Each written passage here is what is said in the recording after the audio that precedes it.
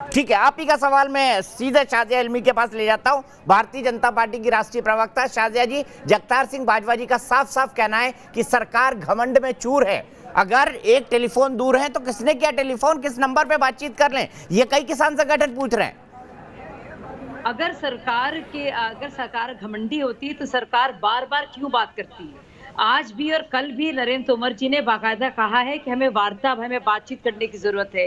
इतने राउंड्स हुए, supreme court monitored committee तक बनाई गई और उसके बावजूद बार बार कहा गया कि आप बार बार जिस जिद पर अड़े हुए हैं कि कानूनी वापस लो, तो अगर आप इस जिद पर हैं कि आप कानूनी वापस लो, और एक आप सोचने वाली बात है, ये बाजवा जी पंजाब से हैं, कॉन्ट्रैक्ट फार्मिंग जो कानून है उसमें जो अनुबंध जो ऑलरेडी लागू है, मतलब कॉन्ट्रैक्ट फार्मिंग ऑलरेडी वहां पे है और उस कानून के खिलाफ ये खड़े हुए हैं जो कानून ऑलरेडी प्रैक्टिस में है।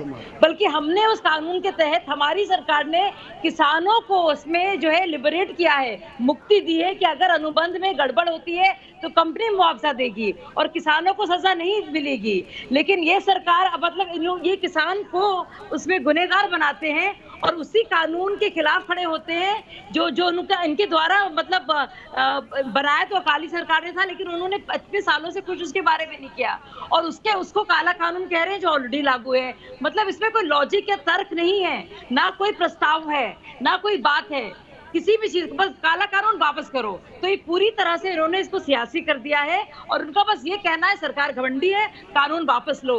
देश के पार्लियामेंट ने ये कानून बनाया है, आप प्रस्ताव पेश कीजिए, आप बात कीजिए, एक एक चीज में एक गिव और टेक कीजिए, आप बताइए किस किस चीज से आपको दिक्कत है, आपत्ति है। लेकिन नहीं, आपको जो है धरना करना है, आपको हंगामा करना है और आपको सियासत करनी है, ये साफ जाहिर है। और हमारी सरकार ने हाथ जोड़कर बार बार कहा है कि भाई प्लीज आओ, बैठो, जो आपको कहना है, लेकिन आपकी ये मांगे सिर्फ कि नहीं, कानून काला है, वापस करो। कानून कैसे काला है? कॉन्ट्रैक्ट फार्मिंग लॉ तो पंजाब में है ही, आप जानते हैं अच्छी तरह से वो है।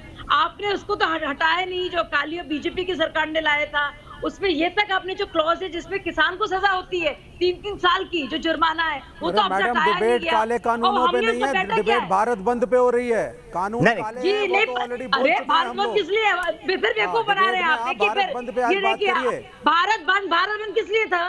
दिनेश श्रीवास्तव जी पकड़े गए आपकी चोरी, जब आपकी चोरी पकड़ी गई के लिए देश के नागरिकों को किस तरह से पूंजीवादियों के थ्रू आप देश को समाप्त करना चाहते हैं, इसलिए है, बिल्कुल इसीलिए है कि देश के हर नागरिक को पता चलना चाहिए कि मोदी सरकार पूंजीपतियों के दबाव में आकर के उनको प्रॉफिट पहुंचाने के चक्कर में देश के किसानों को बेचने पर उतारू है, इसलिए है भारत बंद।